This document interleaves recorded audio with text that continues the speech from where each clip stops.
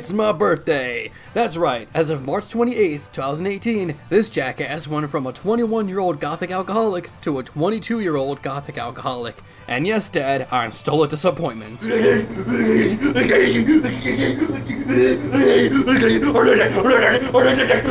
So to celebrate my birthday, I decided to do more of a personal video. Usually this channel is more known for horror and cartoons, but this seemed like an opportunity to talk about my personal favorite video game franchise, Super Smash Bros. And would you look at that, a new game was just announced the same month as my birthday. Sakurai, you shouldn't have! And while there are some people who believe it's a port despite the fact that it would be silly to hide footage of a port, and the game's not called Super Smash Bros. For Switch and has a pending title, I guess I could do more of a generic video idea and do the top 10 characters I'd like to see in Super Smash Bros.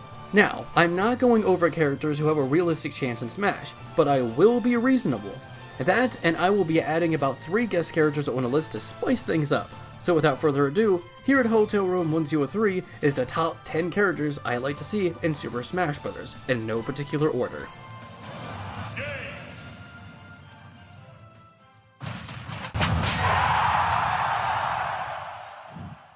I know we've already gotten enough sword fighters in Smash Bros., but I don't think the problem is necessarily the amount, but their approach. The majority of sword fighters in Smash don't do much different, with only a few exceptions like Shulk, Cloud, Robin, and Corrin. These fighters are a lot more fun to play as because they offer a lot more variety. So how about this? We include a different type of sword fighter. Maybe a samurai. More specifically, Takamaru from the Japanese exclusive The Mysterious Murasame Castle. Yes, I realize Takamaru was considered for Smash 4 but was rejected because he's not that recognizable in America. Though, I don't want to call Sakurai a hypocrite. If that's the case, why give us Marth and Roy during the time of Melee since Fire Emblem wasn't that well known in America? Why add Lucas and Brawl if Mother 3 didn't even have an American release? And why was Little Mac in Smash 4 if most Japanese players didn't recognize him? Seems kind of odd if you ask me. Takamaru can offer a bit of a change for the sword fighter archetype considering he's a samurai instead of a standard sword fighter. This can offer quick and fast attacks with punishing knockback. The shape of his sword alone offers more than just what another Fire Emblem character can. Excuse me, princess. Now, I was never a big fan of the Legend of Zelda franchise. It's not that I hate the games or think that they're bad, they're just not my cup of tea. Please don't crucify me, Nintendo fans. But I will say this, I would love to see a new Zelda character that's not another version of Link. The problem is that a lot of characters people want have only made a few appearances in the series, like Masked Boy, Girahim, Midna, etc. There is one character who's more relevant than any of these fighters, and that is Impa. In most games, Impa is a wise old woman, but in games like Ocarina of Time, Skyward Sword, and especially Hyrule Warriors, she's been depicted as a strong female soldier.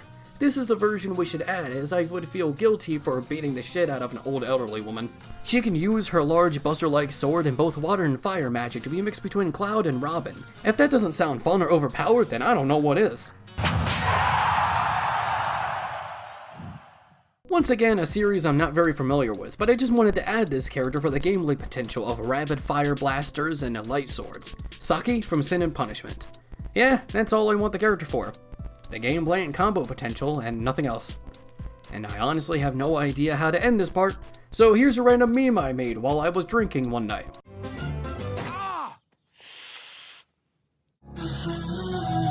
And you and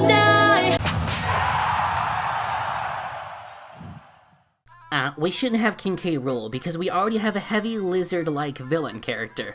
Yeah, that's such a great argument. It's not like we've already talked about the oversaturated sword fighter archetype. Look, we don't have that many villains in Smash. Wolf got removed and the only new villain we've got in Smash 4 is Bowser Jr. Secondly, do you really think King K. Rool would be a clone of Bowser? He can't even breathe fire. You must have never played any Donkey Kong Country games if you're going to make that assumption. King K. Rool has got boxing gloves from Donkey Kong 64, cannonballs from the original game, a cannon blaster that can also shoot status-affecting gases in Diddy's Conquest, and a helicopter jetpack in Donkey Kong Country 3. And that's just ideas from the top of my head. The only downside that keeps King K. Rool from being playable is his lack of representation in recent years. He hasn't made any real appearances in any game for quite some time. At this point, Dixie Kong has a better chance than King K. Rool does. Hell, even Cranky and Funky Kong have a better chance at this point. Now for our first of the 3 guest characters. Now, as much as I would love to see characters like Rayman or Bomberman finally take their long-awaited spots, there's one character I kinda want on a more personal level.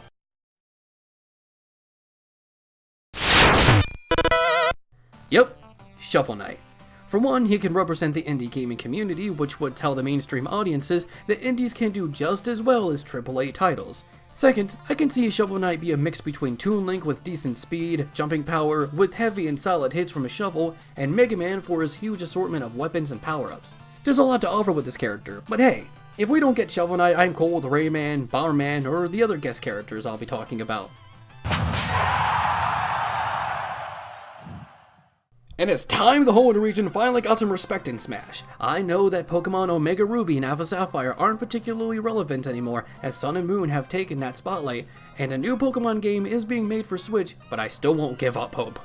Now, a lot of people would choose Sceptile to fill that fully evolved grass starter, as Charizard did with fire and Greninja did with water, but I feel like Decidueye could do that better.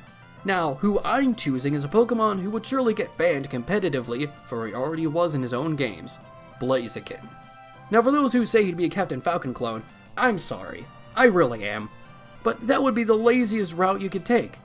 Think about this. A double kick side smash that acts like Link's side smash, a down air high jump kick that could act like Zero Suit Samus's down air plus Ganondorf's down special, Sky uppercut for an up special, Fire Punch for combo moves, Focus Energy for a unique down special that can temporarily change the stats of Blaziken, Quick Attack for a dash attack, Peck for pummeling when a character is grabbed, Flame Charge for a side special, and of course Mega Blaziken for his final smash, which would act a lot like Lucario's final smash. Now, any Hoenn Pokemon would work, like Sceptile, Grovyle for the Mystery Dungeon representation, Gardevoir since she is represented in a lot of recent games and is extremely popular, Dusclops, Regice, Registeel, and Regirock with alternate costumes for each other, Deoxys, plus one Minun for a new duo character, or even a Hoenn version of the Pokemon Trainer would do. Just as long as it's not fucking Suicune. This character is a bit complicated in a legal sense. Yes, we did get Cloud in Smash, so Square can be involved in Smash. But Sora is still a bit more complex. Yes, he was made by Tetsuya Nomura, and the Kingdom Hearts games are made at Square Enix, but due to a contract, all of the original assets for Kingdom Hearts, including Sora, are technically owned by Disney. So while Masahiro Sakurai may get Square's consent, it's still up to the big mouths to let him in. And who knows, Disney might have other ideas. Hey there, Mario, I'm gonna kick your ass. Then I'll buy Nintendo's ass like I do the Marvel, Star Wars, and Fox. Trust me, it's gonna happen one day. If we do get Sora in Smash, I'd recommend basing his standard moves off of combos from Kingdom Hearts 2. Maybe he could even have a unique standard combo where if you pushed a joystick in a certain direction, a new combo chain will start, much like Marth's side special. Perhaps a unique magic system, Striker Raid for a side special that can break shields, and the drop sequence for an up special that can also have different directions with different stages, or his final form as a final smash. We could even have Sora's alternate variations and drive forms as costumes. I'm not sure how far we could go with Sora, but I could see him being a menace in Smash that could finally put Hideki Kamiya's Dominatrix in her place. No need to do that, you already blocked me. Now hear me out. A Smash representative in Smash. The Mii Fighter. No! The Mii Fighters don't count. They may have the Smash symbol as their icon, but they weren't made for Smash, and they didn't origin in Smash. Then who could be a good representative for Smash? How about Taboo from Brawl Subspace Emissary? I know he'd be a bit overpowered, but all you have to do is size him down a little bit, tone down some of his moves, and he could be a unique fighter with whips, lasers, and angel wings of death and destruction. Besides, after his appearance in Brawl, Taboo hasn't even been mentioned for years. Unless he's going to return for a new adventure mode, I'd say give him a chance in the arena as a balanced fighter. Now there's a lot of options for a new Mario character in Smash. Toad, Waluigi, Daisy, but I have a more interesting choice. Jumpman. No, not a Mario clone. I want a 3D render of this guy. He could be a mix between Mario and King Dedede. Maybe his stats should be more based on Dr. Mario, so he'd be a mix between Dr. Mario and King Dedede. He could also wield a whip from Donkey Kong Jr., and even though he didn't appear in that game, he could also use an air pump from Donkey Kong 3. But I think I actually have a better idea than Jumpman. How about Super Mario? No. Super Mario. It would be easy to add this version of Mario to Smash, since all you'd have to do is use 2D sprites from the NES games and make some new ones for certain attacks. We could also have an Olimar and Alf situation with Super Mario and a Super Luigi costume. The character could also have sprites from other old school Mario games for other costumes, like Mario 2, Mario 3, and even Mario World. And they could use different sound effects from their respective games depending on what costume you're using. This character could also represent more recent titles, like NES Remix, NES Remix 2, and Super Mario Maker, and others.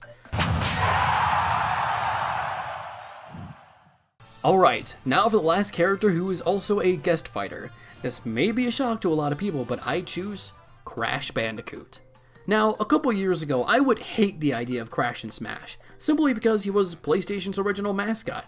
But now that he's a third party, and Sony seems to want to focus more on these hyper-realistic narrative games and rarely ever make anything else, I guess I actually wouldn't mind. Also, the new Insane Trilogy is coming to Switch. The only thing I would not like is how the fans are going to react. When Cloud came to Smash, everyone was acting all narcissistic like, we got Cloud and you guys didn't for PlayStation All-Stars. We're superior and better than you.